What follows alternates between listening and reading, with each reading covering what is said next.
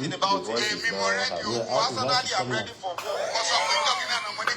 I told you the last time that you fortify yourself. Some people will say, why will a pastor utter that kind of statement? Please go and fortify yourself. Because when war comes, I will drop my Bible. I will go and fight for my father's land. When the Christianity came into Nigeria, 1842. It came in 1842. That was when it came in. And the first person to compile the Bible, his name is William. They killed him on the 6th, 1536. They brought in the person that compiled the Bible for us. Okay. So don't let us put religion into our culture for fight for our father's land. I will fortify myself and I'll be a leader. And if you can fortify people, fortify them. We will fight that war. I will drop my Bible because of my father's land. Because the Bible says in Hebrews 6 verse 1. It says, set aside the teachings of Christ and let us do what is good. We will now put it aside. Let's fight for our father's land. And we tell Jesus to help us. To help us in the war for our father's land. That's what we are going to do.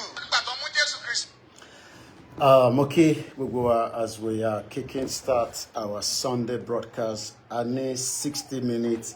Nítorí àsìkò wa, ẹ jẹ́ ká gbọ́ eléyìí náà mú bọ̀. There is no land called Nigeria. There is no language called Nigeria. There are no people called Nigerians. We are only deceiving ourselves. We are not Nigerian. Okay, where is Nigeria? Where is the land called Nigeria? What is the Nigerian language? We are nations that had been forced together to live in one pathetic country. So anybody who goes there today to say pray for Nigeria, that person is just deceiving himself, because the people who want to be that Nigeria are not sat down to agree if they want to be Nigeria. Is any killing bishop? Her name is 11 May. Yes. 2025. Adúpẹ́ fún Elédùmarè tí a tún láǹfààní àti wà ní orí ètò lénìí. Bí ẹ ṣe ń wọlé, ẹ̀yin èèyàn wa, ẹ bá wa pín program yìí torí àwọn kan tí a fẹ́ sọ̀rọ̀ lé lórí. Ẹ jẹ́ ká kọ́ra gbọ́ níbi eléyìí tó bá di 3 o'clock a pè anthem wa, àwa bẹ̀rẹ̀ program.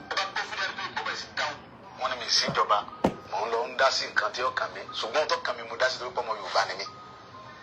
Bí ìjọba bá wà tí ò sí tọ́, kì í ṣe pé mo pàṣẹ àbí mo dédé pàṣẹ àbí mo kàn sọ nǹkan tí ó wá látọkàn mi. Ìkẹ́ tó fa ọ̀rọ̀ yìí ni pé ẹni èwo láti bí ijọ́ mẹ́lòó kan sí bí ọ̀sẹ̀ bí méjì ń sìn nípa ọ̀rọ̀ àwọn Fúlàní tó wà ní gbogbo Bàràpá. Ẹ wo dókítà wa, Dr. Fatai, PhD doctor, ọmọ Yorùbá tó ọ̀kàwé tó gboyè, ó wá lọ sí lóyìnbó ní àìníye ọdún ọlọ ṣiṣẹ́. Ó wá dé okòó dé, ó wá lọ lu bàbá ẹ̀ ní gàngàn. Ó dá oko àgbàdo, ẹ̀gẹ́, iṣu, oríṣiríṣi nǹkan ń ṣe lórí oko mi. Kò yẹ kó rí báyìí lórí ilẹ̀ bàbá wa. Ká ṣiṣẹ́, ká ṣiṣẹ́, ká jọlá, ìṣọ̀kan àtòmìnira ní ẹ jẹ́ ká máa lépa, tẹ̀síwájú fọ́pọ̀ ire àtòhun tó dára, ọmọ Oòduà dìde bọ́ sípò. Bishop, ẹ bá kí àwọn ará ilé. A kí gbogbo wa ní ilé àti ní ibikíbi tí a bá wà. A gbàdúrà wípé àánú Olúwa àti ààbò rẹ̀ á wà pẹ̀lú wa. Àmín. Orílẹ̀-èdè Yorùbá tí à ń lépa tọ́ sí ìrọ̀rùn fún wa, á ṣe é ṣe fún wa. Àmín. Àmín. Tó gẹ́gẹ́ bí ìkànnì wa náà ni ẹ tún wà ní ọ̀sán yìí ní aago mẹ́ta àwa máa lo 1500 hours. Bishop, kí ló dé tó máa ń lo 15 hours, 16 hours, 1600, 1800? Ọ̀pọ̀lọpọ̀ àwọn tó wà nílé kò yé wọn. Tàbá ní àwa ní 1500 hours lọ́dọ̀ ti ilẹ̀ Yorùbá, kí làwa máa pè pé àwa?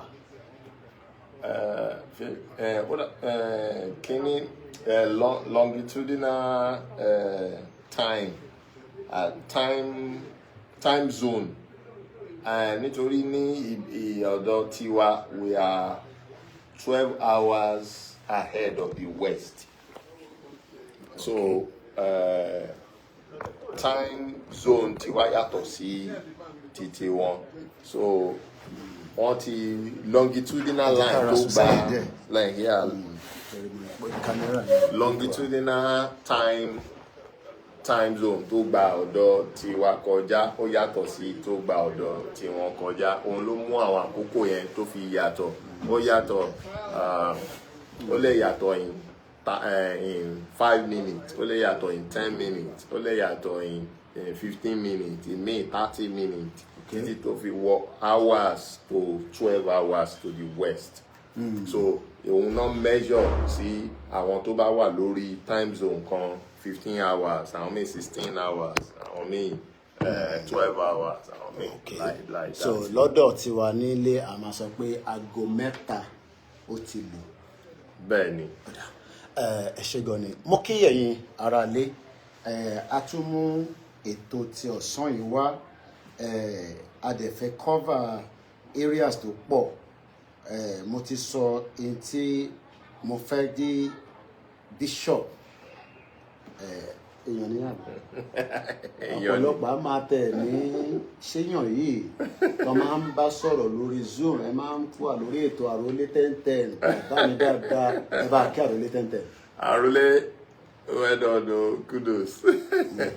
Ẹ wá kí gbogbo àwọn mídíà wa tó wà káàkiri náà. Mo kí gbogbo àwọn mídíà wa ò tẹ́ iṣẹ́ takuntakun. Yèyé dára kòwé Àrólé 1010, brother mi Ọmọlúkà bàbá Èkìtì, àkí gbogbo àwọn Àṣàkẹ́ TV,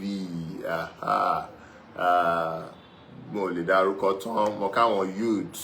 Ẹ bá kí àwọn world media. Kí world media ẹ kú iṣẹ́ takuntakun. Then kí YSM, a dẹ̀ kí ẹni pàtàkì tó gbé wa dúró síbí Koikimedia, Koiki International. Ẹ bá mi kí bàbá wa, professor. Wow, wọ́n ní eégún ńlá ló máa ń kẹ́yìn ìgbàlẹ̀.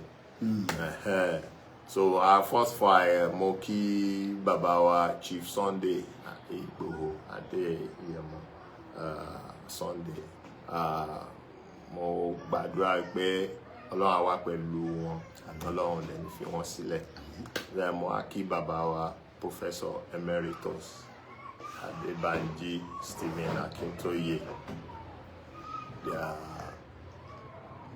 Àwọn ni Grand Commander of the Order of Yoruba Land, GCYN. So bí ipò tí Ọlọ́run gbé wọn sí kò ní yẹ̀. And bí ìrìnàjò actualization Yorùbá nation ṣe ń lọ, àti àwọn tó jẹ́ ọ̀tá lọ́tún ọ̀tá lósì, Ọlọ́run ti ṣe wọ́n ní olórí.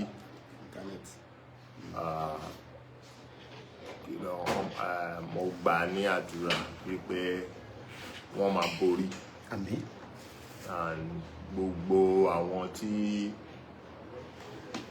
wọ́n dìde bí ọlọ̀tẹ̀ sí wọn ni wọ́n máa wá tẹríba níwájú wọn. Àmín. Ní àṣẹ Èdùmàrè. Ẹ ṣé lónìí. Ẹ kí tó mo rí pé ti wà lórí ètò ẹ̀ náà rí ẹ gbàgbé ni mo mọ̀ pé àwa mídíà pọ̀ Yorùbá Space TV. Oh, Yoruba Space TV. Mo kí yín o.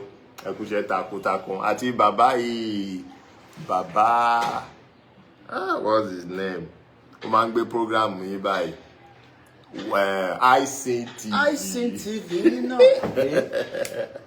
iSing TV yín náà ni. Akiye o, ẹ kú iṣẹ́ takuntakun. iSing TV yín náà ni. Ọlọ́run á wà pẹ̀lú yín, á wà pẹ̀lú gbogbo wa. Ẹ ṣé. Let's go straight to it, Bishop. Nǹkan mẹ́ta ló ṣe pàtàkì. Béèyàn bá ní òun fẹ́ jẹ́ ìlú, nǹkan mẹ́ta yẹn náà ló tún ṣe pàtàkì tíyàn bá wà nínú ìlú tí ó lè ṣe àkóbá àti àdábá. Security, finance, identity. Mo fẹ́ ká sọ̀rọ̀ lórí finance yẹn náà. Torí finance yẹn náà ni ó jẹ́ nǹkan tó ṣe pàtàkì tó lè enhance security. Identity kò ṣe fowó rà.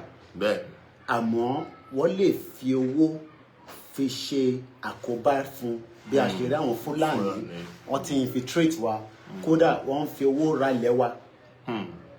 Bishop, wọ́n ń lo owó wọ́n fi ń ra ilẹ̀ wa wọ́n wá tún náà làwọn nílẹ̀. À ń gbọ́ ẹ̀rí show pé àwọn Ìgbò náà ra ilẹ̀ wa wọ́n fi owó rà. Kódà mo rí fídíò kan tárákùnrin yẹn sunkún pé ọmọ Èkó ò lè gbé l'Èkó mọ́. Template ti wà pé kó tó bẹ̀rẹ̀ Nàìjíríà ní 1960 ọdún méjì ni wọ́n fi prepare Central Bank. Yes. Ẹ̀rí show. Tá bá wá ń sọ̀rọ̀ nípa rúbà tí òǹtẹ̀ tẹ̀lé látọ̀dọ̀ bàbá wa torí ọ̀pọ̀lọpọ̀ a máa ní bàbá wa Professor Akintoye Òmùpá irọ́ nìyẹn. Sọ ẹni tó bá ní bàbá Òmùpá wọn ní láti pe bàbá irọ́ nìyẹn. Kí ni impact of protecting Yoruba? Torí àwa ní Yorùbá tá fẹ́ kúrò ní Nàìjíríà. Owó wa wà nínú Nàìjíríà. A fẹ́ protected. Owó tó ṣì ń bá nínú Nàìjíríà nínú àwọn báǹkì wa náà. Ó náà wọn impact tó ń reflect. Mo fẹ́ ká tètè kọ́kọ́ sọ̀rọ̀ nípa finance part of this movement. Nípa ká tọ́jú owó wa pamọ́. Option oríṣiríṣi ló wà. Àwa kọ́ lè sọ fáwọn èèyàn pé ilé tí wà ń bẹ̀ gẹ́gẹ́ bí wọ́n ṣe ń prepare Nigeria ní 1960 tó fi create Central Bank. Kò wá tẹ̀tù wá ń ṣe ilẹ̀ Nigeria lọ ti create Central Bank. UK ni but eléyìí táwa ń create ní sìn. Àwa irú ilẹ̀ wa ni àwa ni. Ẹgbọ́n sókè Bishop. Thank you very much. Now, first, àwọn èèyàn wa need a lot of orientation about economy. Now, what is economy and the tools of economy and what we call the ecosystem?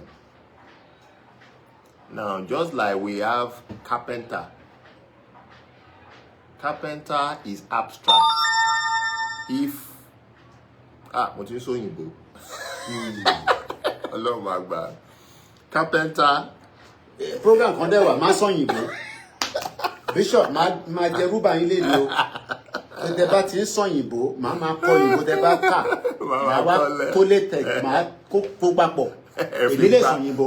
Máa fi gbà rúbà. So àbí sáwọn èèyàn wá fara síbẹ̀ pé tí Bishop máa ti sọ òyìnbó, a máa kọ sílẹ̀ pé ìdajì rúbà nìyẹn. Thank you. Okay. Now, economy has what we call ecosystem. Ecosystem ni àwọn èèyàn tí wọ́n wà lábẹ́ ọrọ̀ ajé yẹn. Economy ni ọrọ̀ ajé. So, economy ọrọ̀ ajé ó dàbí carpenter. A ò lè di ọrọ̀ ajé mú. Bẹ́ẹ̀ ni tá bá rí carpenter, a ò lè di carpenter mú. But ó ní tools, ohun èlò tí ọrọ̀ ajé ń lò ṣiṣẹ́. for example carpenters in tools tó máa bá fi ṣe furniture yín òun ni hammer, saw, pinches and co. Those are the tools of a carpenter. Á dẹ̀ fi ṣe furniture work.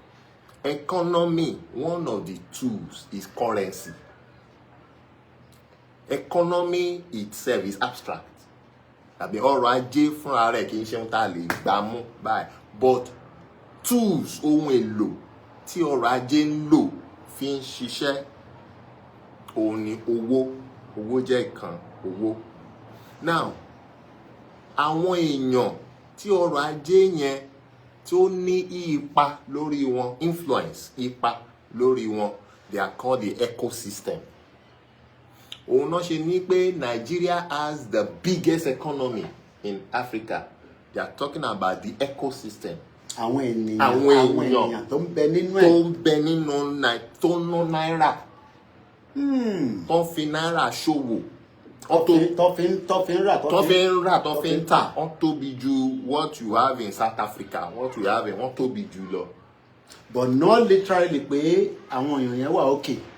Not literally pé wọ́n wà okay. But now, báwọn èèyàn yẹn ṣe pọ̀ tí wọ́n fi owó yẹn ṣe kátàkárà, ó yẹ kí ó ní ipa rere. Ó yẹ kó ní ipa rere. Now, ìjọba ìlú yẹn tó ń control owó yẹn ló máa jẹ́ kó ní ipa rere. Because owó yẹn is a tool. Okay.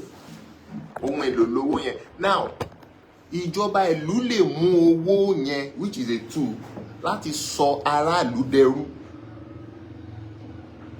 Because they are using the tools. Wọ́n á máa kéré orí ẹ̀. Àwọn aráàlú á máa ṣerú fún sí ìjọba yẹn. Ìjọba ìlú tó bá dẹ̀ fẹ́ràn aráàlú ẹ̀, ó lè make sure pé tool yẹn jẹ́ oríire fún aráàlú tó ń ná owó yẹn, the ecosystem to benefit. Òun lẹ ṣe rí Britain, wọ́n prefer láti increase tax ju kán devalue pounds. Wọ́n ní devalue láéláé. Láyé, they want that pound to rule over Europe, to rule over Africa and other this thing. Òun lẹ ṣe rí tán fi tipátipá gẹ́ra wọn kúrò lábẹ́ European Union. In 2016. Because the pounds, the euro is dragging the pounds down almost to the same. Then it will useless pounds and become euro. Then wọ́n kọ́ pa pounds ní gbogbo wọn kó máa ná euro. So Britain look at it and say no, àwọn lè gbà. They have to go away. They are jealous of the ecosystem and they want to protect it. Because wọ́n mú ọrọ̀ ajé tó dá wá fún wọn. They are not selfish people. But the issue with Nigeria is that Nigeria uses Naira, a tool, to subjugate its citizens to poverty. Àwọn akó èrè, how economy works is this. Ìlú wọ́n ṣe kátàkárà ni. Ìlú èrè, ìlú bírè. Ìlú he gàrí lẹ̀ ń tà. Ìlú bí ẹ̀yin ta sẹ̀mó. Apẹ̀rẹ̀ gàrí kan àti apẹ̀rẹ̀ sẹ̀mó kan 1 value. Now, ẹ̀tín exchange like that. Ó wá di ọjọ́ kan wọ́n gbé apẹ̀rẹ̀ gàrí 10 wá fún yín. Ẹ̀yin ò ní apẹ̀rẹ̀ sẹ̀mó 10 tó láti dá padà fún wọn. Ẹ ti ń jẹ wọ́n lówó. Ìlú yín ti ń jẹ ìlú onígàrí lówó because ò san equivalent pé. So the only thing tí ìlú yẹn máa ṣe is that one of the things tán máa ṣe is that nígbà tán fẹ́ jẹ gbèsè wọ́n ti jẹ apẹ̀rẹ̀ 5 bẹ́ẹ̀. Wọ́n lè wá sọ fún ìlú onígàrí wípé kì í ṣèjọba nìkan ló ń ṣe kátàkárà, àwọn aráàlú náà ń ṣe kátàkárà pẹ̀lú aráàlú yín. Àwọn aráàlú wa náà ń ṣe kátàkárà. Ohun tá máa ṣe ní ìsìn wípé apẹ̀rẹ̀ sẹ̀mó ti wá nísìn ó ti wá di méjì apẹ̀rẹ̀ sẹ̀mó sí apẹ̀rẹ̀ gàrí lọ́dún ni. So aráàlú wa tó bá ti fẹ́ wá ra gàrí lọ́dọ̀ yín ẹ gba apẹ̀rẹ̀ sẹ̀mó méjì fún gàrí kan lọ́wọ́ ẹ̀. èyí tó yẹ kó jẹ́ lẹ́yọ kọ̀ọ̀kan tẹ́lẹ̀. èyí tó yẹ kó jẹ́ lẹ́yọ kọ̀ọ̀kan ẹ̀ ó ti wá di méjì wọ́n ti di value. torí pé àwọn ò ní gàrí tó tó ìṣùwọ̀n. no àwọn ò ní sẹ̀mó. àwa là ń ta sẹ̀mó. àwa là ń ta sẹ̀mó àwọn ló ń ta gàrí. àwọn ò ní ìṣùwọ̀n sẹ̀mó tó pay off the gàrí. So 2 apẹ̀rẹ̀ sẹ̀mó now makes 1 gàrí. So táràlú bá tó fẹ́ exchange 1 to 1 wọ́n ní no méjì lẹ máa san. ìlú yín sọ pé àti sin lọ méjì ni ẹ máa san fún gàrí kan. So aráàlú tó wá ń tàkárà the excess tó ti gbà lọ́wọ́ aráàlú yẹn will now block the loan that the country is owing. ẹ ti gẹ́ pé aráàlú ló ṣe ẹrú sìn fún owó tí ìlú jẹ. So nígbà tó wá ti pé 5 yẹn tán ní ok a ti rí 5 tẹ jẹ wá lọ́wọ́ aráàlú yín o, should we reverse it back to 1-1? ìlú burúkú á ní no, ẹ máa gbà lọ bẹ́ẹ̀, excess yẹn ẹ máa kó sí reserve fún wa nítorí ọjọ́ mi tàbá tó jẹ ẹkọ̀ kó sẹ̀mú yẹn lọ́dọ̀ wa tó wà lọ́dọ̀ yín.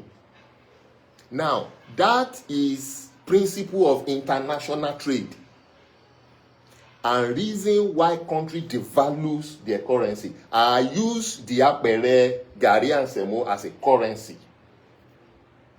Now ìlú UK for example, trading with Nigeria, we have naira account here.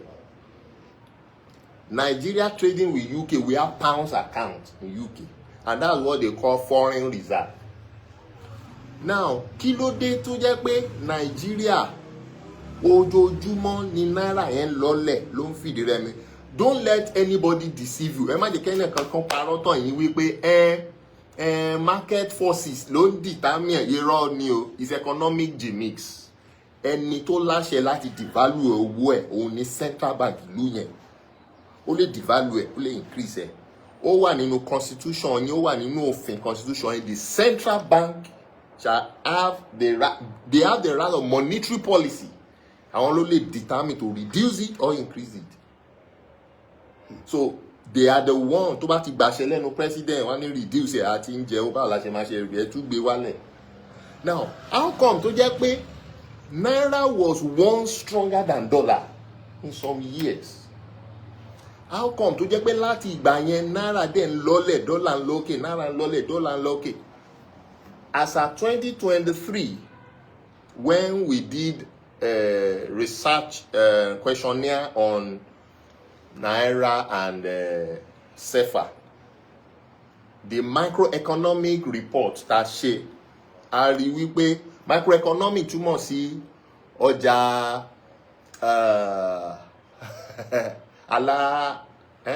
aládàáni is a big something kékèké àwọn olókòwò kékèké olókòwò kékèké à ń tata, à ń ta irú, à ń ta tomato, à ń ta ẹ̀fọ́, àwọn ọjà kékèké wọn they contribute 75%. Microeconomic contribute 75% of national growth.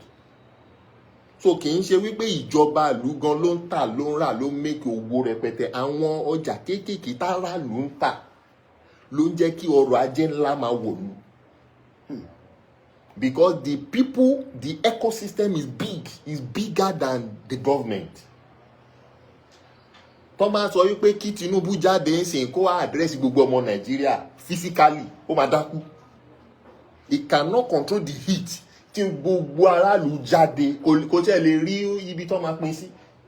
And these are the people making transactions daily in the name of Nigeria using naira outside with dollar, with pound and gold. So excess orí ẹ̀ ó dẹ̀ ń wọlé fáwọn kólómù. Mo fi ìkan ṣe example when I was doing a seminar ní ibì kan. So mo sọ fún about reason why you should move your money away from naira now, or you need to survive in Nigeria, you need to be earning in forex. You need to be earning in a forex or move your naira to a convertible currency. you can't survive any naira in Nigeria. There is nothing the naira could buy, and the government deliberately do that.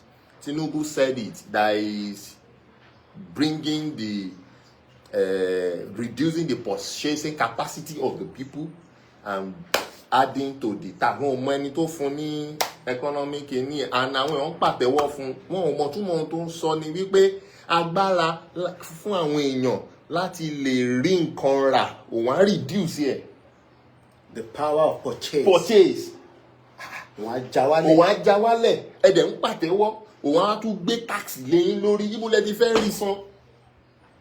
So he said that people are clapping. It shows when Nigerians are largely illiterate. I'm so sorry. Largely illiterate. Forget the certificate. Don't bakery. I'm a professor. This professor too. Kilo rifiche. I don't understand. So more explain fún nínú hall yẹn. So ìkan wá dìde. Ó fẹ́ wà Nigeria patriotic. Only is there no any alternative to only share and keep his money in naira and still make profit? Aṣáára wọn tó ń ṣiṣẹ́ tó gbówó wọn náírà ni, and they are doing big, and money wọn ò ní sọ àṣírí fún ẹ. Ṣé Dangote ò ní dollar account? Ṣé náírà nìkan ni owó náírà owó tó fẹ́ ná ní náírà? Ó ti ṣe sí náà owó tó fẹ́ lò nìyẹn. Wọ́n fẹ́ kó tẹ̀ pọ̀ mọ́ ní náírà. Oníkò pé òun. Àwọn àkáǹtì ẹ̀ gangan is convertible currency níta tó mọ nǹkan ibi tọkàn ẹ̀ balẹ̀ sí nìyẹn. Àwọn politician yín tẹ̀rí gba election wọn máa kó dọ́là wọlé. Ìbò náà ti rí àwọn owó ibi tó ń jí lọ nìyẹn. So I'm not telling people that now economy has gone beyond 20 years ago. You can stay anywhere you are. You can stay where you are now and decide which economy you want to be under. You can be here and be earning in pounds. You can be here and be earning in dollars, and without leaving the shore to America. You'll be earning in dollars and you'll be there. You can even be earning in naira and be putting off through crypto blockchain. There is dollar and crypto, there is pounds on crypto, there is many other crypto. You have USDT, that's dollar. So you can decide now which economy, under which economy you want to be. It doesn't matter where you are. So the economy has changed from 20 years ago, where to earn dollar you need to leave where you are and go to where they are spending dollar. No. Now, once of week, for example, two of you have a friend in US. And you are in Nigeria. Now, in the international market, they now call two of you for employment. Two of you, they now say, well, stay here. Now, two of you are going to dig well for us. And the value of the well is just one. That we are going to pay you according to the currency they spend in your country. And you agree. Now, when you finish digging your own well, they say, what are you spending in your country? You say naira. They give you 1 naira.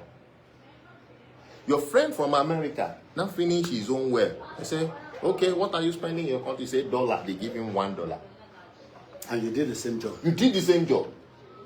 And the international market is faithful for giving you 1-1. That's agreement is 1-1. Now, when you get to forex market, forex will be telling you, pay any to buy $1 only larry do.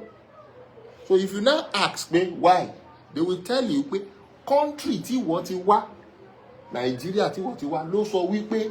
He won't let you say like digging that well 1,600 times. Hey, Bobby. Because 1,600 naira is $1. So your country is the one who subdue your prosperity through the tools, and they get the essence. Bishop, to your counterpart. So how possible we still remain in Nigeria?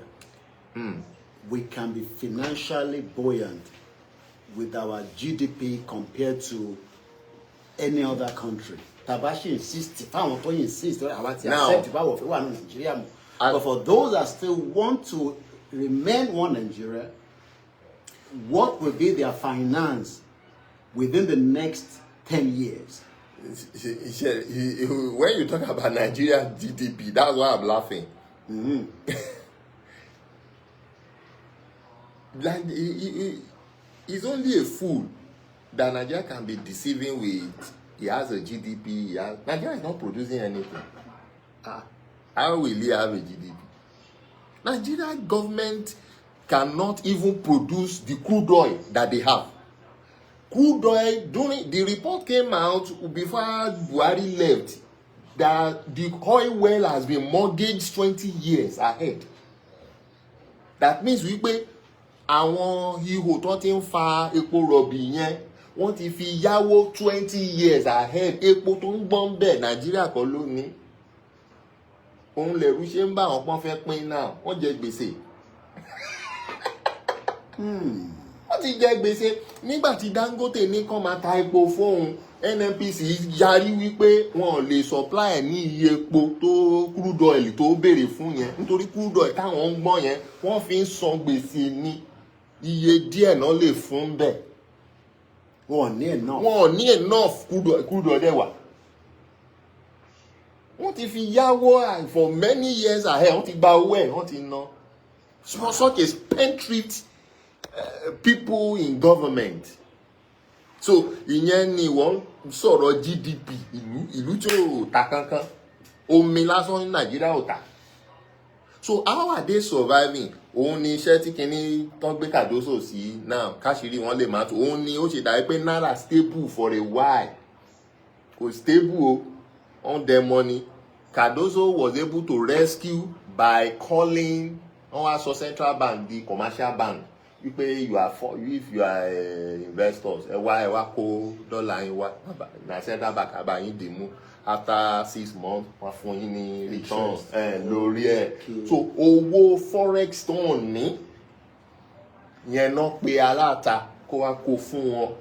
So òun náà fi ń fún wọn ní interest lórí ẹ̀. Now that is not the job of a CBN, an apex bank. That's the job of commercial banks. All right. The commercial banks are not given, and to see wípé wọ́n fi iwájú gbowó wọlé, wọ́n fẹ́ jí. It will amount the same thing. Wọ́n fi iwájú gbowó wọlé pé à ń ṣiṣẹ́ wa ti gbowó, wọ́n fẹ́ jí. In the sense that the commercial banks are the ones tó yẹ kí wọ́n kó forex fún. So if you operate. Yes. Now, if I want to buy anything in US, I can straightforward go to my bank and give them naira, equivalent the naira, pay America bank. Tí báńkì tó, because báńkì abẹ́ Nigeria ó ń lo API central bank. Central bank dẹ̀ ní ó ní control lórí naira. So ìwọ ló tẹ náírà fún wa, náírà ẹ̀ là ń ná. Mo fẹ́ ra nǹkan ní orílẹ̀-èdè míì tó ná owó mi. Okay, equivalent owó yín sí owó yẹn náírà tẹ fún wa rè, mo ti fún yín, ẹ bá mi san owó fún orílẹ̀-èdè Nàìjíríà ò ní reserve láti san. Ṣé di táwọn èèyàn ṣe máa ń struggle láti ra? Nàìjíríà ò ní reserve àti san.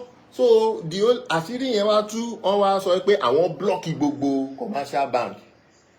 Wọ́n wá gbé, òun náà ṣe fẹ̀yìn gbà jáde, wọ́n wá pe àwọn bureau de change kan, àwọn ọ̀rẹ́ tí wọ́n pé ẹ wá. Kàkàkà fún commercial bank, a máa kó dọ́là pounds yẹn fún yín. Percentage tiwa rè ń bẹ̀, percentage tiwa ẹ ṣáà máa lọ ta. Níwájú báǹkì báyìí ní Nàìjíríà làwọn àbókí ti máa kó dọ́là dání. Ẹ máa wọnú báǹkì ẹ lè rí dọ́là.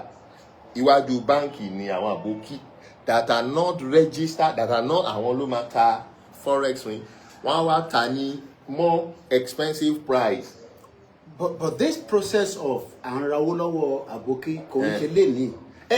Corruption yìí ti wà tipẹ́, wọn ò lè dẹ́kun ẹ̀ ní. Ṣé into normal tẹ́lẹ̀ náà ni pé ká lọ ra dọ́là lọ́wọ́ àbókí pàfẹ́ lọ Amẹ́ríkà fẹ́ lọ London? No, it's supposed not to be so. Torí lọ́dọ̀ tiwa náà wàá wọ post office or bank government officially proper bureau de change registered by government. But lọ́dọ̀ tí a kò máa wọnú wọ àwọn olórí kan. Ihò horo ni. Kódà bó bá tún dọ́là débẹ̀ ó lè tún gbé mi lé lọ́wọ́. Nígbà tó bá dé Amẹ́ríkà tó bá máa sọ pé mo lo ti ń gbélé bọ̀. Bishop. So what they now do is you will now buy from them, now enter bank and now pay before, and that shows that you will have a domiciliary account before bank will now transact that through some international financial agencies that will help you move it there, which that is the job of central bank. The central bank supposed to have that reserve.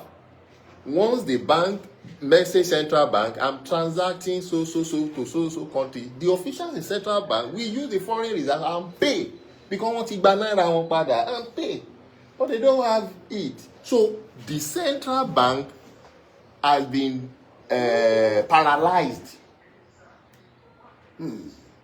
They are paralyzed. What they are doing is ó dà pé ilé tó ti wó kàkà kẹ́ wó palẹ̀ kẹ́dẹ̀ tún mí kọ́ ẹ wá lọ paint ẹ̀ panel beat ẹ̀ paint ẹ̀ ilé tó ti wó wọ́n kí ni ẹ máa ní ṣe ìjọ to deceive people wípé ẹ rí pé ó fine, àwọn tó jú ẹ̀ bá fọ́ náà máa ní ó fine, but àwọn tó mọ òótọ́ wá ò pé ẹ̀ máa ṣe kí ni ẹ̀ ń ṣe yẹn fún ẹ̀ yóò ti wó now.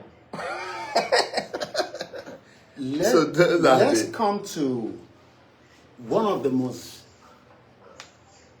questionable question táwọn èèyàn máa ń béèrè ni pé ẹni ẹ fẹ́ gba country, ẹni ẹ fẹ́ kúrò nínú country, owó wo lẹ fi ná, ìyẹn àkọ́kọ́, àti pé ǹjẹ́ owó tẹ fẹ́ ná yìí ǹjẹ́ ó ti wà níbì kan torí pé ẹ̀rí lè ná náírà mọ́, bóyá ní at immediate or at interval lọ́mọ máa ní ẹni tó ní náírà kó dá padà wá kó wá fi gba owó ilẹ̀ Yorùbá. Now àwọn ọ̀jọ̀gbọ́n wa ní ẹ̀yin tí ẹ̀ ń ṣe Yorùbá nation yìí tí a bá kúrò ní Nàìjíríà, owó wo ni òṣìṣẹ́ máa ná, owó wo láràlú sì máa ná nígbà tá a bá ti exit Nàìjíríà. Àti reason tí mo fẹ́ kẹ́kọ̀ọ́ fi bẹ̀rẹ̀ pẹ̀lú Nàìjíríà ni pé fáwọn tí wọ́n sì wà gọ́lébù pé future kan wà nínú finance Nàìjíríà àti sọ̀yẹn ìyẹ́kọ́lá torí ẹ̀ jókòó, àwa kọ́ ní analysis Nàìjíríà, àwọn tó ń ṣe analysis wà lórí mainstream media wọn lọ́hùn, but èyí tó jẹ́ àwọn ọmọ Yorùbá lógún tí mo fi wá yín wáyìí torí mo wá yín wá ni mo wá yín wá torí a máa ń rí lórí fọ́nrán mi, but mo wá yín wá ni pé bẹ́ẹ̀ bá tẹ̀lé fún wa ní gbogbo background torí a fẹ́ gbé gbogbo ọ̀rọ̀ síta oyè yín, but ìjọ possible pé a lè kúrò ní ìlú kan àti pé kí ni process finance wa, then mo wá fẹ́ kẹ́ bá wa gbé wá pé àwọn tí wọ́n sì ń sọ pé kò lè possible tó dẹ̀ ṣe lórí ọ̀rọ̀ Yorùbá nation nìkan, because n tó ń ṣe Nàìjíríà pọ̀, àmọ́ tí Biafra fi ṣe pẹ̀lú Nàìjíríà báyìí, owó àwa dẹ̀ wà nínú Nàìjíríà. Bishop ẹ̀gbọ́n mi, mo gbọ́ yín, tẹ́ ẹ mọ̀ tí Haúsá gan fẹ́ ṣe báyìí, owó wa dẹ̀ wà nínú bank, àmọ́ tí ìjọ fẹ́ ṣe, kódà àmọ́ tí Nàìjíríà gan lè ṣe. Wait, a ti gbọ́ pé àwọn báńkì kan wà ọkọ̀ fọ́lọ̀, owó àwọn èèyàn kọ̀ lọ gbẹ́m, ẹlòmíì àtàtà ògbè lọ bẹ́ẹ̀. Bishop ẹ bá wa ṣàlàyé, tá a bá ní láti extend ẹ̀ sí 1 hour more, mind torí pé a lè má tún láǹfààní torí rally ń bọ̀ àṣìbọ̀ níbẹ̀ yẹn, eléyìí kẹrì ó gbọ́dọ̀ clear kó lè wà documented. Mo dẹ̀ dúpẹ́ pé aláǹfààní àti rí yín. Now thank you very much ẹ ṣé. Now number one, owó orílẹ̀-èdè Yorùbá gẹ́gẹ́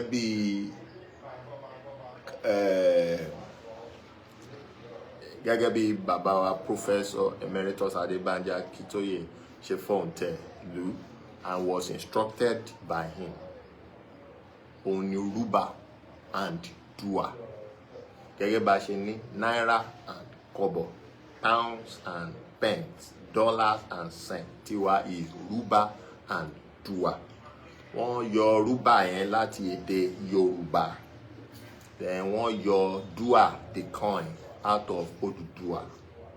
Now, all that did not start from me.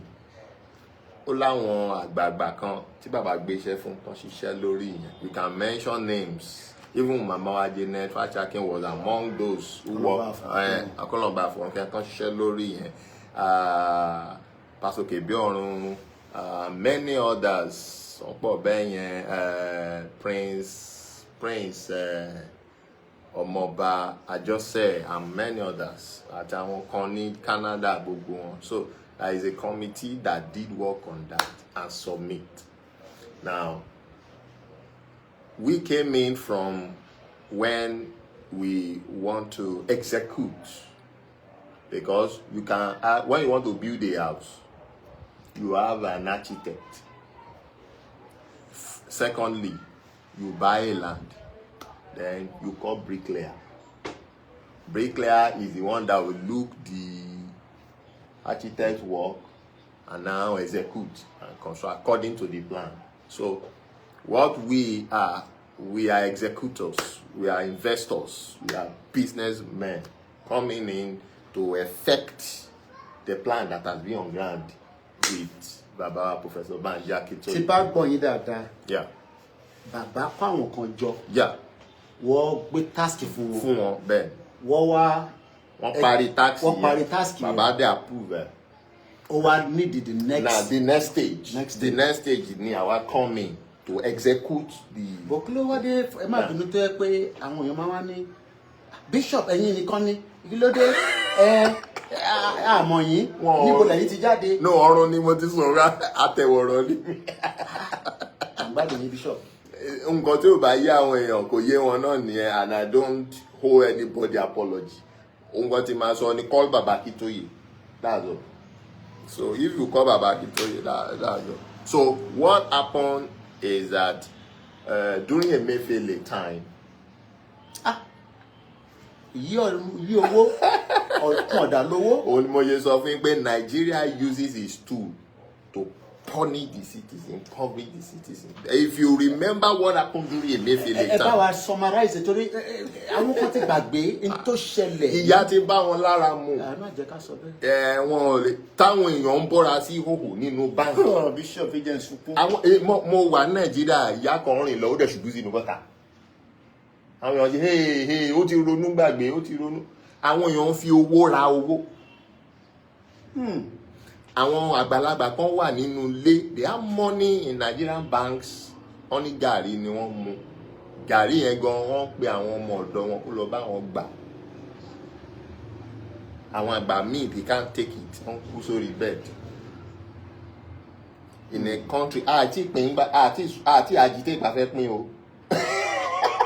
Nigeria kò dá, wọ́n fẹ́ ṣe election lásán, Nigeria kò dára bó ṣe òun fún aráàlú ni.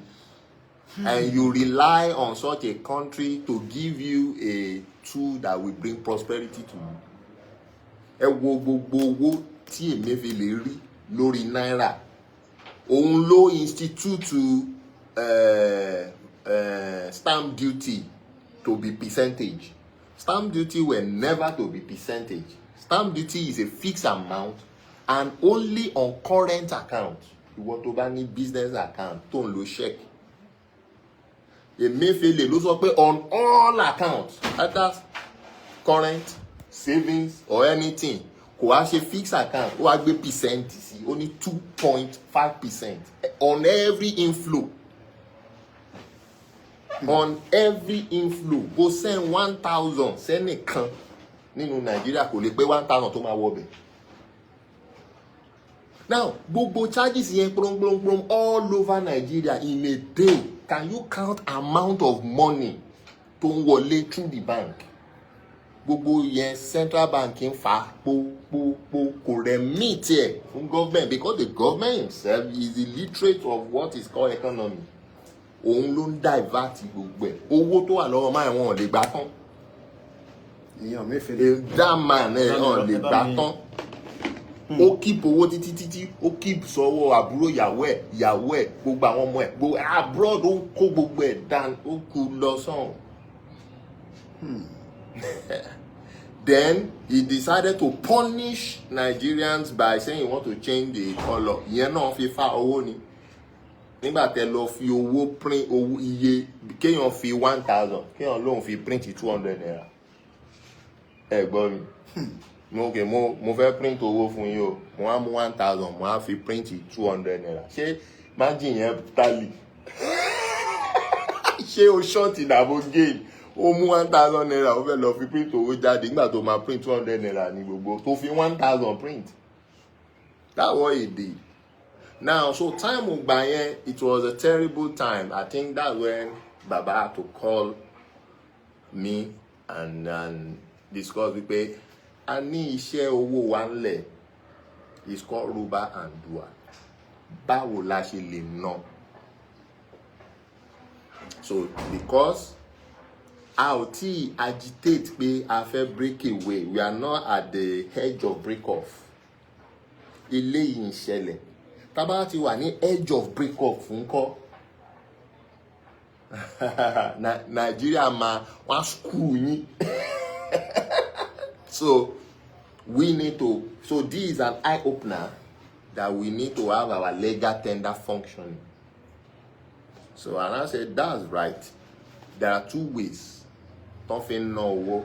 You can spend through crypto network, which is blockchain network. You can also spend through a fiat currency. Now, a fiat, wọ́n tó ń pè ní fiat ní owó paper tẹ́ ẹ̀ mú dání abẹ́ ìjọba central bank ìlú tó ń ṣàkóso ẹ̀ tó ń print ẹ̀ ló wà. Òun ni bí náírà yín ṣe wà yẹn kò kọjá Nàìjíríà. Tó bá máa dé Benin ẹ máa change ẹ̀ ní sí sefa.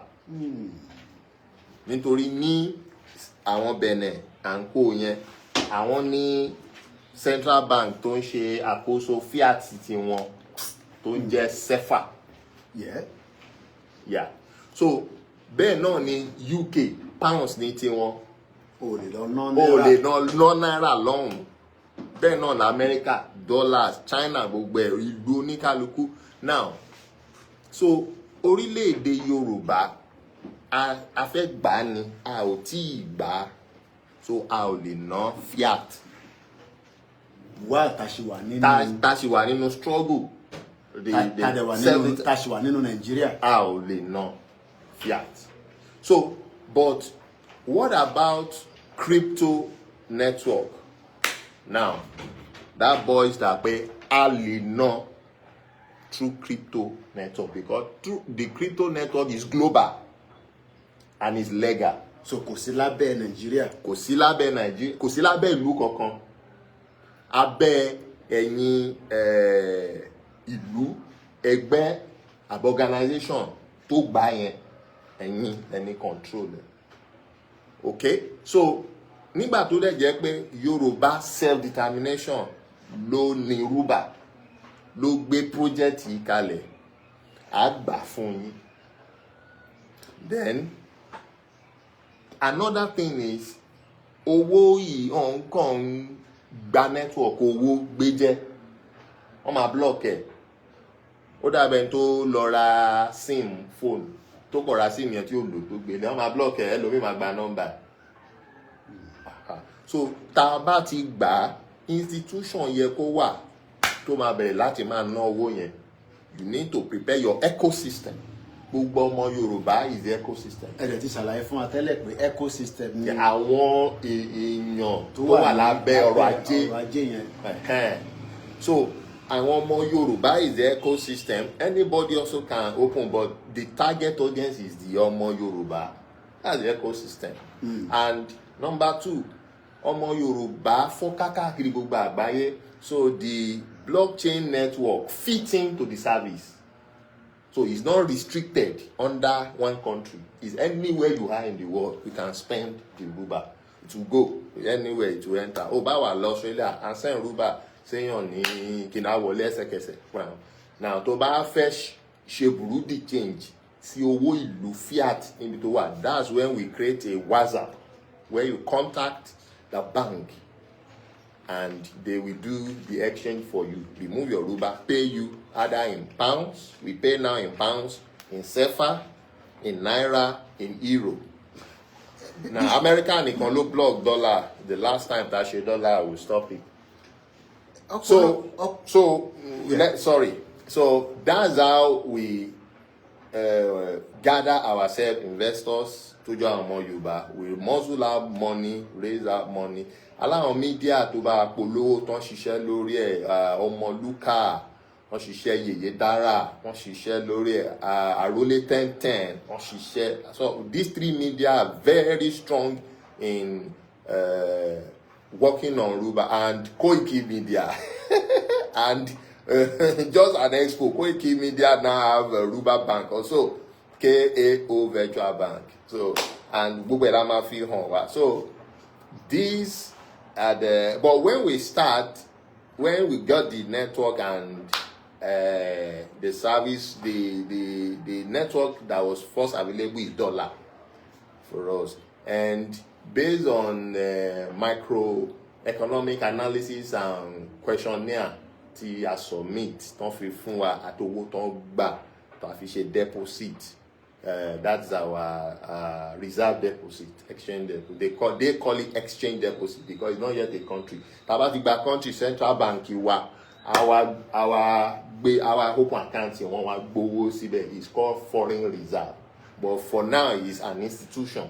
So it's not yet a country, it's an institution. So it's called exchange deposit. So owó yẹn ni ó ń jẹ́ kí Yoruba kó máa yí padà sówó mi bá ṣe ń change to any other crypto, BTC ni o, any o máa convert and you can convert others to Yoruba. So now how nǹkan táwọn kan sọ is that how do you get the value to be $12?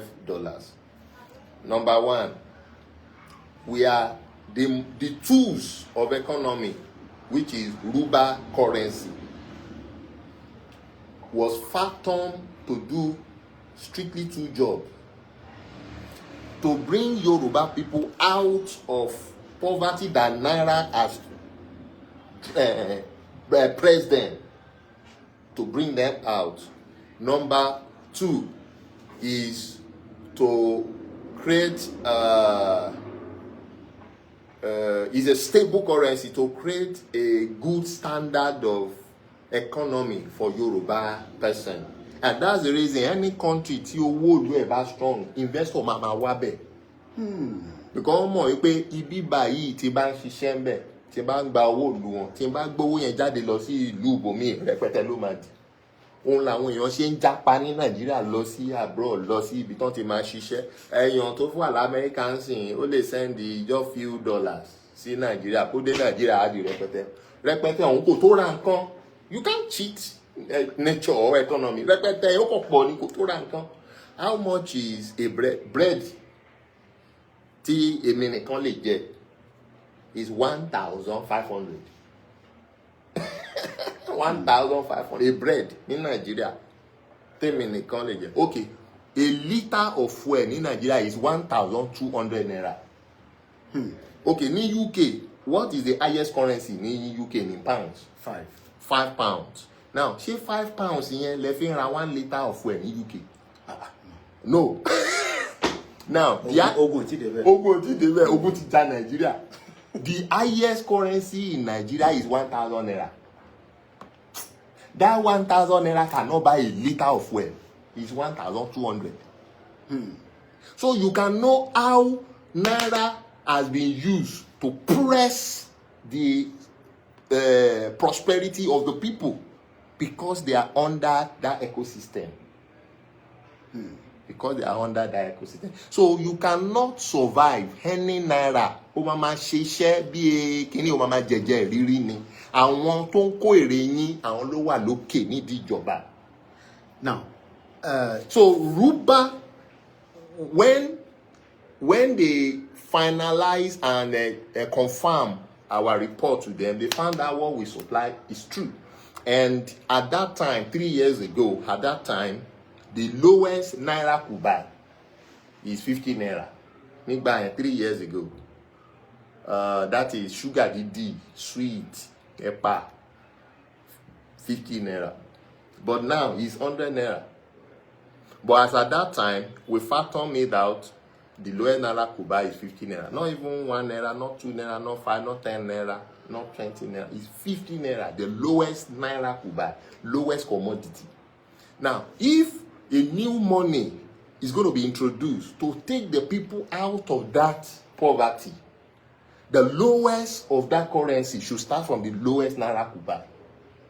So, the lowest of our currency is half dua. I mean, be half kobo, half dua, 1 dua, coin. So, we now, that's why initially half dua was placed as 50 naira. Then 1 dua becomes 100 naira. And 100 dua makes 1 ruba.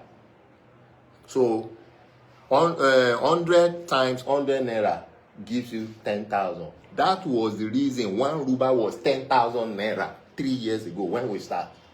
It was approved for us, and they asked for amount of deposit that we measure that. So we raise money and deposit. We start the business.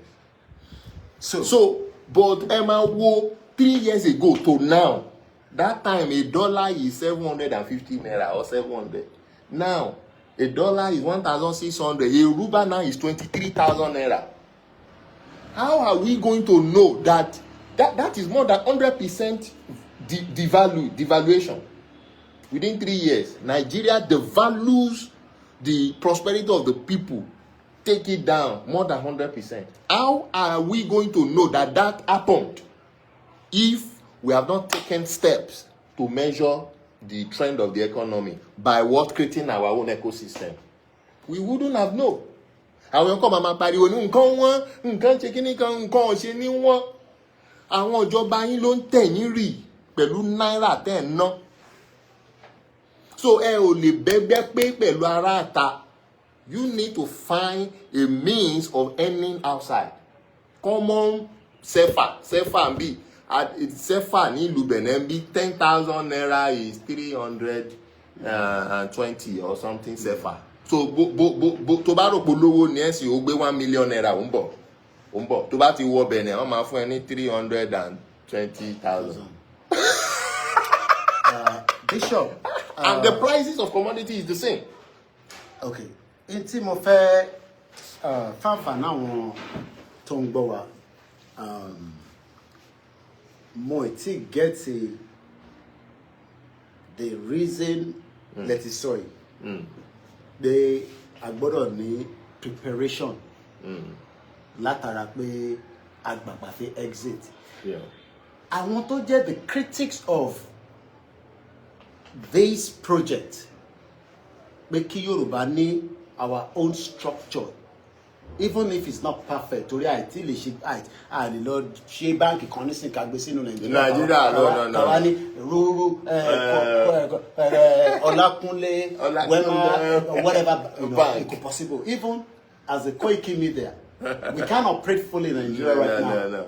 We have rules, you know that. We have rules. Gbogbo àwọn báńkì tó ń ná rúbà àwọn ti tó bí márùn. Now, we have rules. They are all on virtual. Yes, but the near future, when we have we're going to create an high street bank. Yeah. Okay, so now, why do we have àwọn tó wà critics? Wọ́n jẹ́ tó àwọn tó wà in the movement. So àwọn tí wọ́n believe in the movement. And the same people, whether in the diaspora or Yoruba land. Oh, there's in Yoruba land, diaspora no. Okay, we have PayPal. Is an individual that owns it. Yes. Has become a virtual bank of its own. Yeah. Because I have used PayPal 27 years of my life living in the UK. Mofin Raja, Mofin Taja, Mofin Bowo, Mofin Sonwo. Yeah. Right? Now, we have all these tap, lengthy, apart from even the Western Union and the West, and all the ones that we've known before. And these are private virtual banks that are operating. They are not operating in Nigeria because Nigeria is not a country. Yeah. Why then are we of critics against Ki Yoruba no ni template to mama operate parallel to our exit by the same people that say they want Yoruba nation. They want Yoruba nation. So now, thank you very much. That is a clear answer to the hypocrisy. We have a lot of people parading themselves as agitators of Yoruba nation, but they are liars. They are political frontiers. They are liars. It doesn't matter if you have seen them standing with Chief Igboho. They are looking for recognition. They are liars. Because any tó bá ń fẹ́ òmìnira orílẹ̀-èdè Yorùbá, we do all it takes to make sure that, and that's why I don't bloody care. Ariwo sì máa pọ̀ nítorí àwọn nǹkan míì sì máa jáde. Àwọn nǹkan míì tí bàbá ti approve ó yá ẹ wá àwọn èèyàn lọ ṣe ó sì máa jáde. Ariwo sì máa pọ̀. Eré ni àwọn I don't bloody care. Nǹkan tó máa dá ó láti ní critics. Nǹkan téèyàn bá ṣe tí ò bá dá kò ní critics because wọ́n á wò pé èmi ò ráyè tìyẹn kò dá nìyẹn. But tó bá máa ní critics wọ́n ti rí pé that thing is vital. Is vital. Èèyàn wo ló máa jáde àtìgbà 3 years ago tàti bẹ̀rẹ̀ rubber banks èèyàn mélòó ló máa jáde síta kó jáde síta or whatever kó ní pé òun fowó òun sí rubber o òun ò rí gbà jáde o àbọ̀ òun send ẹ̀ síbi kan kò lọ wọn fún òun àbí no. People that àwọn kan dìde wọ́n join àwọn ẹgbẹ́ kan blast wa nígbà tí ma understand within a year or 6 months after lára àwọn tó blast wa ló tún padà wá ń ra rúbà lọ wa ó wá ń yà mí lẹ́nu. ṣé wàá mọ̀ kankan bishop. mi bẹ ṣé ẹ ti cancel ẹgbẹ́ decision because as at that time there were òye wọn so Ọlọ́run tó wá explain ẹ̀ fún wọn láì ṣe mi. I explain ẹ̀ fáwọn tó kù tó ṣe ń criticize. Ẹ jẹ́ kí n sáré fún wa ní fáǹfààní àwọn èèyàn wa how Virgin Atlantic became an airline today. Richard Branson was making his way, I believe, in 1980 or thereabout. Ó lọ sí Virgin Island, or one of those islands, on the British Airways. Ó dé airport. Òun àtàwọn tọ́jọ́ fẹ́ travel àtàwọn other customers. British Airways mess wọn up. One of the flight was full. Àwọn náà ni wọ́n book gbogbo wọn, but wọ́n gbé àwọn kan. Okay. Ó dẹ̀ nìkan fóun ní blackboard pẹ̀lú pen. Will you travel with me to Virgin Island tí gbogbo wọn fẹ́ lọ yẹn for $25? Ó wá bẹ̀rẹ̀ sí gbé káàkiri airport. That same day. The market is this thing. And right there and there, she bought one left over. Ó dẹ̀ tún wà cheaper. Yeah. What called say that? What he did was he chartered an airline, a private jet at the airport. Yeah. And that private jet was $2,000. And he made his money. And pay the service. While they were on airborne. Oh, I realized if I can do this, I can continue. That is Oshiwa vital, Oshiwa vast. I will do a program on it later at the appropriate time. This was what brought the Virgin Airline. So when I go back again to after Yoruba Nation now. Yoruba Nation hoo-ha. Media. And yet, we are projecting our finance away from Naira. Yeah. Nikemano Naira. It is still a spending currency. So far, Nigeria is still existing. It's still existing. But we are saying that let us start our ecosystem among ourselves. Test run it. And we are having heavy critics on it. See, what you just say now concerning Virgin Airline, very fantastic, because iṣẹ́ àwọn ẹgbẹ́ kan nìyẹn, kán tiẹ̀ pera wọn lẹ́gbẹ́ Yorùbá Nation, kán dẹ̀ dá owó jọ, kán dẹ̀ jẹ́ ti bóyá wọ́n máa Burkina Faso, ẹ mọ̀ pé Burkina Faso ti ń ṣe aeroplane, Burkina Faso Traoré wọ́n ti ń produce aeroplane lọ nínú ọ̀dọ̀ wọn bẹ́ẹ̀. Bóyá àwọn ẹgbẹ́ kan máa lọ ra ẹyọ kan ni o, bóyá wọ́n máa rent ẹ̀ ni o, kán tiẹ̀ bá wa paint ẹ̀ ní Yorùbá Nation Airline, kán dẹ̀ máa market àwọn tó máa lò. One parastatal for Yoruba Nation have start látọ̀dọ̀ tiwọn. These people cannot see. They can't see. They are just interested in seeing a media. Want to call Yoruba Nation as entertainment media, just to see a media and come and be talking there. Oh no, we do it. Oh, we do it. They, I want to buy shishi. That's how you know unserious people. And so Baba Akintoye is not looking for unserious people. Baba Akintoye will commit job and responsibility to people that are seen serious and are still keep running. So it doesn't matter. Táwọn èèyàn bá ṣe iṣẹ́ kan tán dẹ̀ gbé jáde, you saying ìgbà wo nìyẹn kíní kan owó 419 ni wọ́n kíní kan. The issue is, as he mentioned Professor Banji Akintoye, the answer is yes. Call Baba Akintoye. If Baba Akintoye say no, I don't know him, fine. If Baba Akintoye say yes, èmi ni mo rán, why do you want to die? You can go and hug transformer. We now say that based on my program this morning, is Yoruba belong to just your family or only you? Yoruba belong to all of us. So does that mean that we have many traitors or many people that doesn't believe in the project? Yes, that are parading themselves as Yoruba Nation agitator.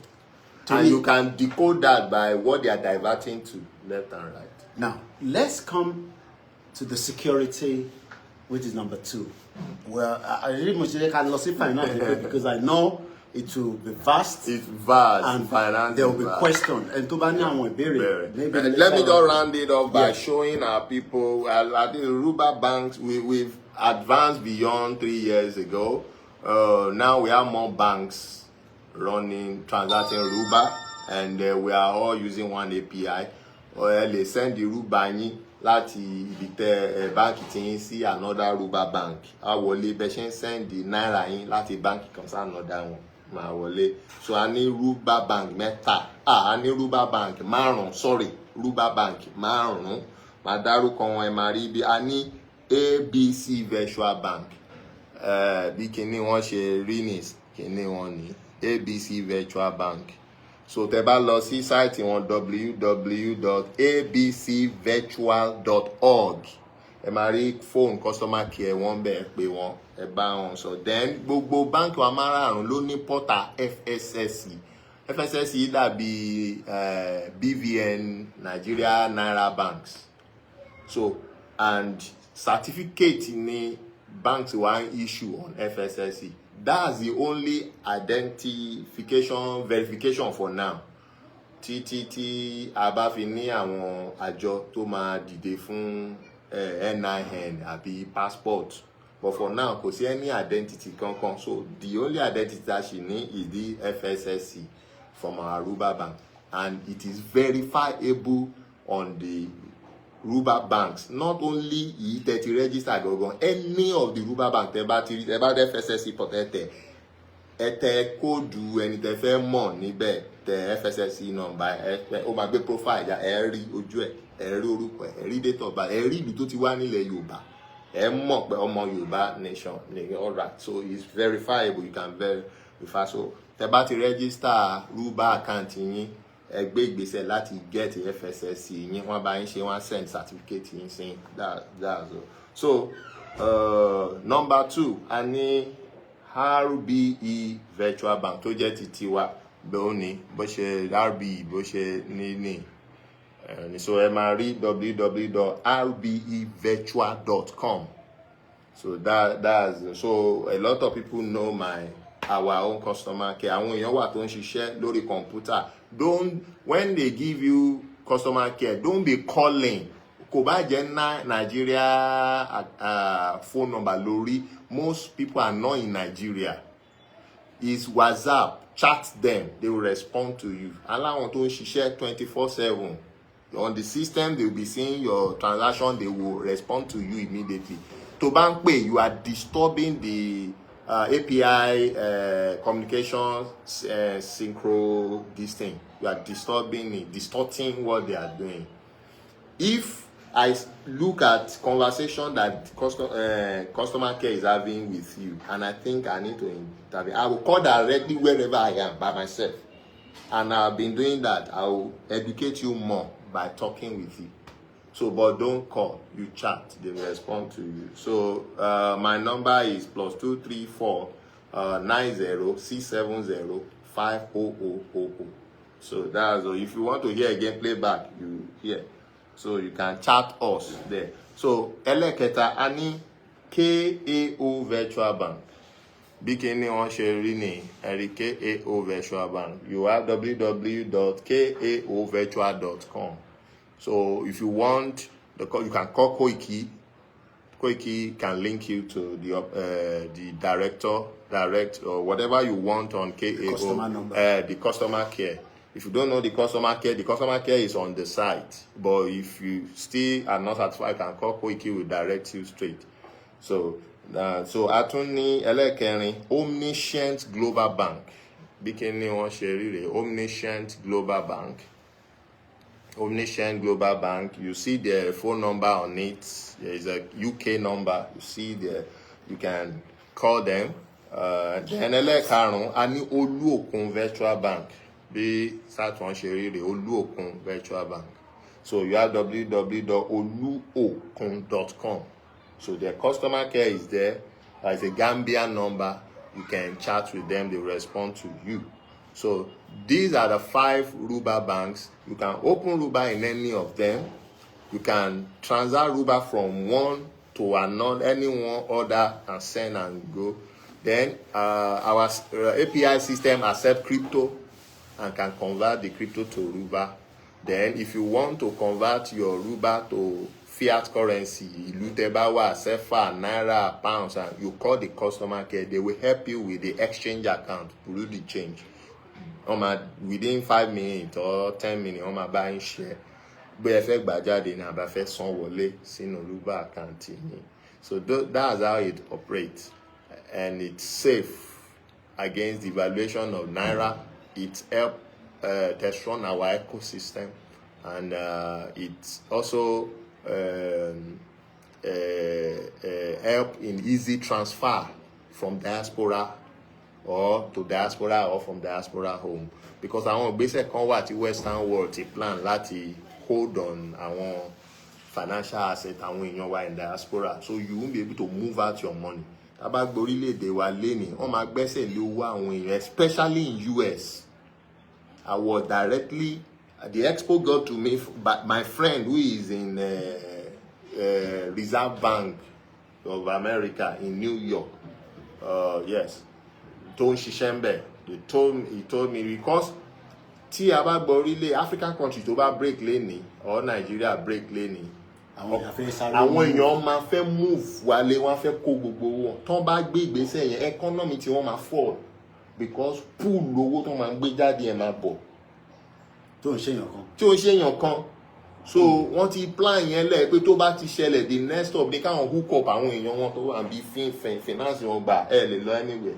Tẹ́ bá fẹ́ máa lọ ẹ máa lọ owó yín máa wà níbí. So once you have your money already in Ruba, it's easy for you to now convert. Tó bá tẹ̀jẹ́ bẹ́ẹ̀ ló fẹ́ máa bọ̀, it's easy for you to get your Ruba to Sefa and you stay here till tó bá jẹ́ pé ilé wa true ó fẹ́ máa bọ̀ nílé or wherever. So all these things tó bá jẹ́ pa serious afẹ́ gbàdúrà tòótọ́, you will see ahead. But a lot of people, they are liars. They are not sincere Yoruba nation agitation and all that. Let's go to The next one, mo fẹ́ kí broadcast kó gùn púpọ̀, even though we've done an hour already. Mo fẹ́ ká cover, mo fẹ́ ká join it together. The importance of either we remain in Nigeria and we die in Nigeria. Sherry, we don't want to die, but we are going to die if we remain in Nigeria. Either one way or the other. Security in the economy is zero. Is zero. Security within the military is zero. Security within the ecosystem of our Nigeria people. Marketing is zero. Because gbogbo oko wọn náà ti bàjẹ́. So when we are saying Bafigba country, Afidaduro, gẹ́gẹ́ bí orílẹ̀-èdè, Afe become our own independent Yoruba country. Jọ̀dá sọ pé nation ẹlòmíràn máa ń wà confused. Yeah. Afidaduro gẹ́gẹ́ bí country. But àwọn kan ní náà, ẹ jẹ́ ká ṣì remain in one Nigeria. Kódà àwọn kan tẹ̀ ní bí a kí Tinubu bá parí iṣẹ́ tiẹ̀, ká wá ṣe think about security. Ta ló máa wà lórí ìtẹ́ nígbà yẹn? What is the importance of Yoruba people that want to opt out within the security in that country? Àtàwọn tó ṣì wà against it. Àwa parí ẹ̀ pẹ̀lú identity wa.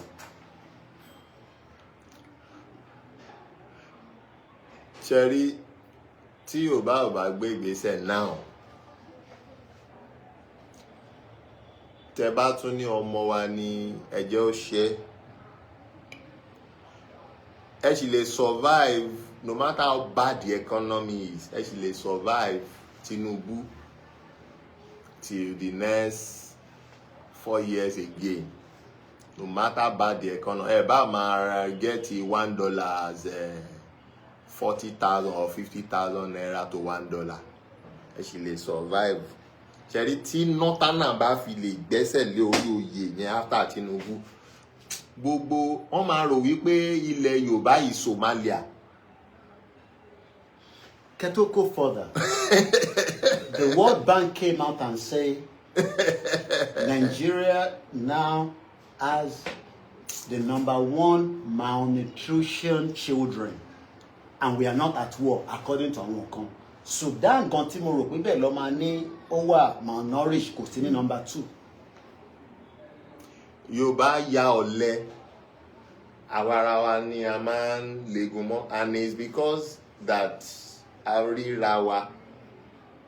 Yorùbá people are very, and àwọn Fúlàní ti ń rí àrísà yẹn pé this generation are lazy type, but it's not this generation. What will happen soon, and it's not the crowd. Ọlọ́run ò kì í gba ìlú pẹ̀lú èrò. Ẹ wo ìgbà tí ó fẹ́ gba ilẹ̀ Judea, which is now Israel, lọ́wọ́ àwọn Philistine. Nígbà yẹn, they are the same Palestine. Ó pe ẹnìkan tá à ń pè ní Gideon. They were battered. They were quiet the same way we are quiet. They are looking at degradation of things the same way we look at degradation of things. Ọlọ́run pè wípé dìde nínú ilé bàbá ẹ̀, akin ọkùnrin. Ó ní òun akin. Àjọ̀nú yìí tó bá mọ ibi tó ń rẹ̀ sí gbàgbọ́ mi lọ. Ó ní òun ò ń ṣakin, Mr. Man, don't tease me. Ó ní akin ọkùnrin ní ẹ́, because àwa ń wojú, Ọlọ́run ló ń wọkàn. Ó ní akin ọkùnrin ní ẹ́, ìwọ ló lè gba ìlú yìí. So ó ní dìde. Ó fún ní instruction tó máa ṣe. Then ó kọ́kọ́ rí pé ó lọ ṣe. Nígbà tó ti lọ ṣe, ó ti obey instruction ẹ̀ ni. Ó wá ní now lọ ṣa àwọn akin bíi titi ẹ̀. Only this time I'm winning. See that things work. You become one in Ecclesiastes. Only the race is not for the swift, nor food for the hungry. Kì í ṣe baby ṣe ń pààyàn sí ni wọ́n ṣe ń bóúnjẹ fún yàn. Àbí bébí ṣe pààyàn sí lẹ́ni ẹ máa rí iṣẹ́ tó máa fi róúnjẹ jẹ. No victory no ó sọ̀rọ̀ àbí ìṣẹ́gun fún ẹni tó mogun jà no nítorí ó lágbára ó lè jagun èèyàn mí ni pé ó máa wá ṣẹ́gun tó bá lọ sójú ogun. Ó ní but time and chance happen to them all. Ìgbà àti àkókò, time and chance ló pé opportunity, time and chance opportunity happen to them, òun ló máa ń ṣẹlẹ̀ sí wọn. The time we are now is our time. We don't have to delay, we don't have to postpone it. Postponing it may take us to a period that will be difficult for us because of our status. The time that we have now is the best opportunity for us. It's like somebody using one stone to kill 100 of birds. Because and at another time, one stone can only kill one bird. The remaining 99 will stay and be looking patalosokoye. But at another period of time, that one stone can hit one and the rest, by the shock, and the world fall and die. So it's time and chance that happen to think. This is our time and our chance. We have to act now. Not looking at those who are afraid. Majority of people are talking nonsense because they are afraid.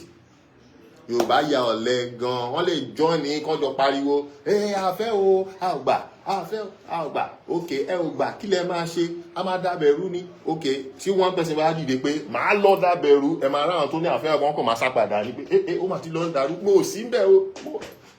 That's Yorùbá. But if it is two that want to stand, now is the time. Àwọn tí ẹ ò gbọ́ rí pọ́n ṣe Yorùbá nation will stand and affirm this thing for us. Àwọn táwọn tí ẹ gbọ́ rí tọ́hún jáde rí tọ́hún sọ pé Yorùbá nation going tọ́hún tẹ́lẹ̀ tí ẹ mọ̀ rí, they will stand in support and do the same thing and we all go. This is the time.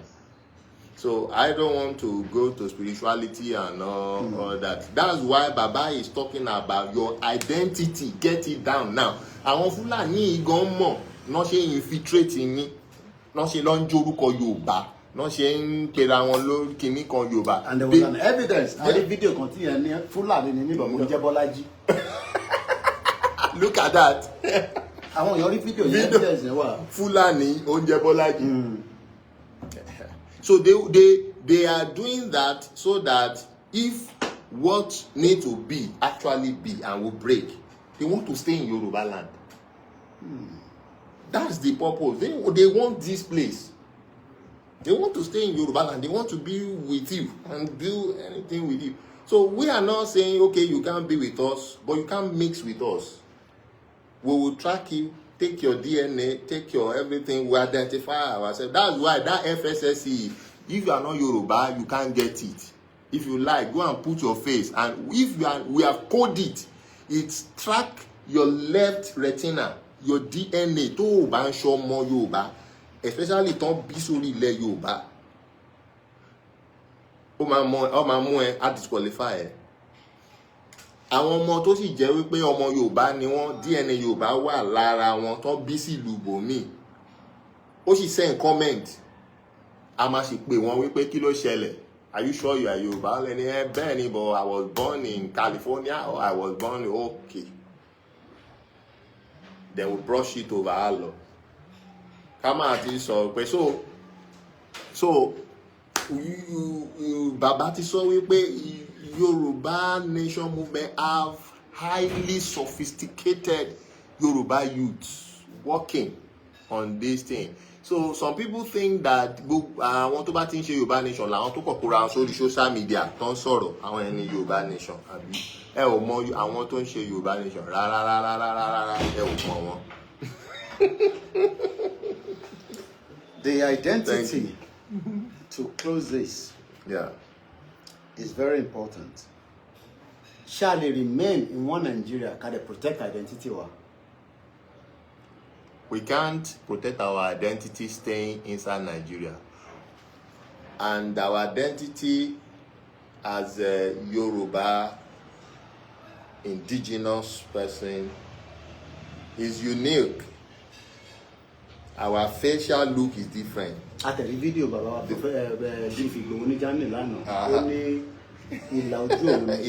passport identity. That the tonation, the way we pronounce and talk is different. So you can't get it twisted. So Bomo Fulani o ba ma je Olatunji ko je Fulani ko ma sọ̀rọ̀ ama listen ama mo. But nevertheless, that's through skepticism. We are not functioning by that. We are functioning through high-tech identity system. It may start with FSSC, but you won't know what may come out tomorrow. Because I will not talk on that. Something very powerful is cooking, and it will come out. Thank you. Kato Dagbere Famonyawa, after this 1 hour 30 minutes, just within the next 5 minutes, I want to ṣe rally ló kàn, ṣe rally ló máa fún wa ní country, àti pé ṣẹ́yìn lè máa declare jẹ́ tá máa ṣe rally. Kí ló kàn tí ò bá kan rally? Baba Akintoye ma announce when it's time. And whatever Baba say we should go and do, we will do that. That's all. We leave the rest to go. Because about Nigeria kọ́ṣe. Ẹ bá kí gbogbo àwọn ìka dágbére fún wọn pé. Mo kí gbogbo wa o, ọmọ Yorùbá ní ilé lóko ní diaspora ní Nigeria. So Abolon awa pẹ̀lú wa o. There is only one leader, Professor Emeritus Adebanji Akintoye. Then you follow Chief Sunday Igboho Oòṣà. Any other person that doesn't listen, not because you see them taking picture or anything with them, that doesn't listen to the order of Professor Banji Akintoye and Chief Igboho, stay back, stay off. We have a lot of people infiltrated now. Tinubu ti gbowó fáwọn èèyàn. Kíá tó bá ti jẹun èní tó ti yó wọn kíá ọ̀la tó la bá tún dé wá tó a jáde. Yorùbá nation. No. Tó ohun àti èmi àti Bishop Adesina náà ni a ti jọ ń fi ohun sí ọ̀nà mẹ́ta. A jẹ́ kí the finance aspect yẹn kó gùn tóró ṣe pàtàkì. Security identity ó ṣe pàtàkì. This is different from Koiki calling into the show. Sure. You're right. Inside the show. This is not an AI video. No, because the technology is there. Okay, it's called what you need that election and on America. Touch in low. Tele omniscient or something. Where they bring that person right in there. Right in there, but he's not there. He's somewhere else. Why they go back? Oyinbo. Nǹkan tá ń sọ nìyẹn. Nigeria ṣì wà ní the paper filling. Tá ń sọ̀rọ̀. Tó akígbogbo yẹn wá lẹ́ẹ̀kan sí it's been a fantastic broadcast and I hope you have learned a lot. And tó bá ṣì wà in doubt, this is not the time pé ká wà in doubt. More information will be brought out from all the media at the appropriate time. The time is unique, but right now we can't go further than this. Adúpẹ́ gbogbo ọmọ Yorùbá káàkiri. It is quite lovely weather right down here in Africa. We pray that millions of you will return back home at the appropriate time so that kí gbogbo wa jọ build ilẹ̀ Yorùbá. O lè máa náà ṣe Yorùbá nation kó máa tako the financial part of Yorùbá nation. O lè náà ṣe Yorùbá nation kó máa tako security tí wọ́n prepare tí o fẹ́ mọ̀ tó dẹ̀ ní láti mọ̀ torí gbogbo wa kọ́ la máa wà níbẹ̀ ní òsínú security. O lè náà ṣe Yorùbá nation kó máa tako identity wa. These three things forms Yoruba nation, and if anybody that is part of the Yoruba nation movement is against it, you might as well walk away about the country where you come back. Àwọn kan tiẹ̀ béèrè wọ́n ní is that Yoruba banks any benefit to Yoruba nation? Okay, yes. Ẹ má fún wọn ní gbogbo yẹn. Yes, mo kàn fẹ́ kẹ́ money, yes, because there is remittance or whatever you can call that support the YSDM pulse to move the country forward, the Yoruba nation forward. So, thank you so much. We will be back again. One thing is, our job and our role when the rally is called is what you should think about, not what you want to do against it. What you can do to add value. Koikimedia, bringing the world closer to your doorstep. And on that note, Atumakpade, maybe with somebody else or maybe with myself alone. But for now, we have to go because we are still on the move. Koikimedia, bringing the world closer to your doorsteps.